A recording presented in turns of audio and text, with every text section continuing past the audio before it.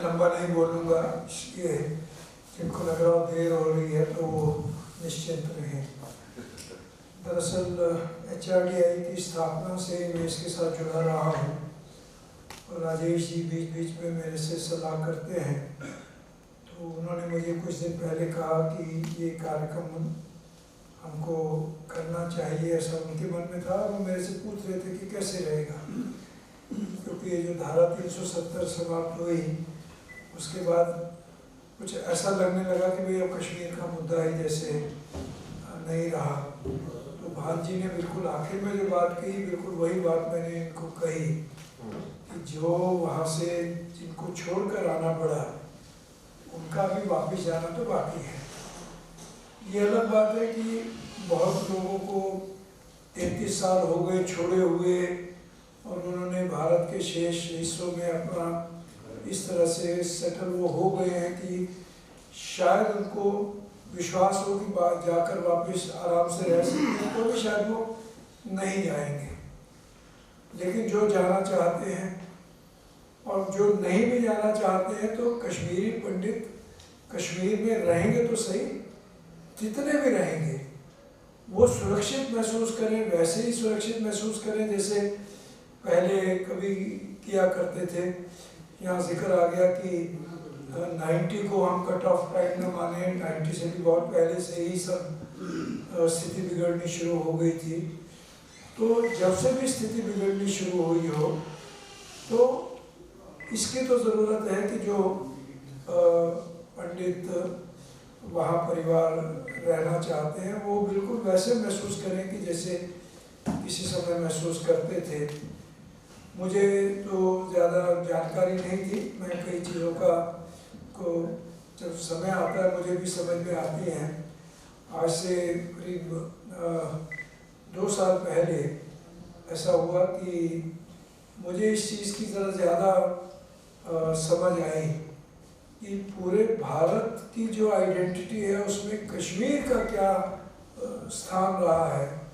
इसकी मुझे पहले उतनी समझ नहीं थी जितनी मुझे उस समय समझ आई।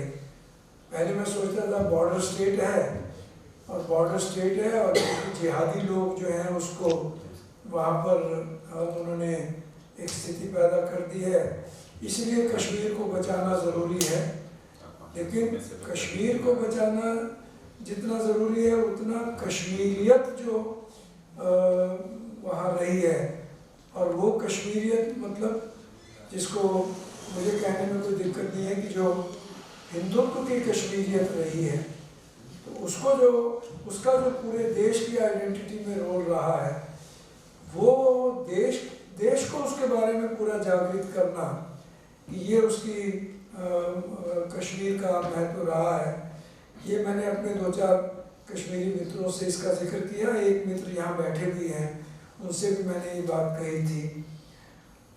दूसरी बात कहूँगा वो ये है कि सरकार से हम 100 उम्मीदें रखनी चाहिए, 200 रखनी चाहिए, लेकिन मैं मानता हूँ कि सरकार के अलावा भी जिसको सिविल सोसाइटी कहें, NGO कहें, उनका भी रोल होता है। और उस तौर पर HRDI ने आज इस इशू को डिस्कस किया, क्योंकि मैं मानता हूँ कि HRDI NGO है, सिविल सोसाइटी का हिस्सा है, तो उसने आज इस इशू को डिस्कस किया और इसलिए इशू को जिंदा रखा।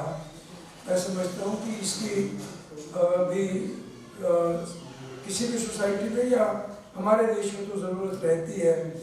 इसलिए सरकार से तो अपेक्षाएं खूब एक्सप्रेस कर दो, लेकिन एक NGO के तौर पर, एक सिविल सोसाइटी के तौर पर, एक कंसेंशियस सिटीजन के तौर पर जो कोई जिम्मेदारी बनती है, वो जिम्मेदारी भी मैं समझता हूँ कि ज़रूर बनती है। हो सकता है कि वो जिम्मेदारी हमको आज इस इंटरेक्शन, आपने बार बार जिक्र किया और बहुत अच्छा जिक्र किया कि यहाँ एक इन्फॉर्म्ड लोग बैठे हुए हैं, और यहाँ छोटी बात और हाँ, राजेश जी ने उसको नोट किया कि यहाँ छोटी बात नहीं चल सकती। मैं समझता हूँ कि इन्फॉर्म्ड सिटीजन का ये काम होता है कि वो चीज़ों को बहुत ही डीपर तरीके से एनालाइज भी करे और उसमें से फिर इंडिविजुअल की या ऑर्गेनाइजेशंस की क्या जिम्मेदारी बनती है वो भी देखे। सरकार से ज़रूर जो अपेक्षाएं करनी है करते रहें। मुझे मौका मिला बोलने का बहुत बहुत धन्यवाद। शुक्रिया बहुत बहुत।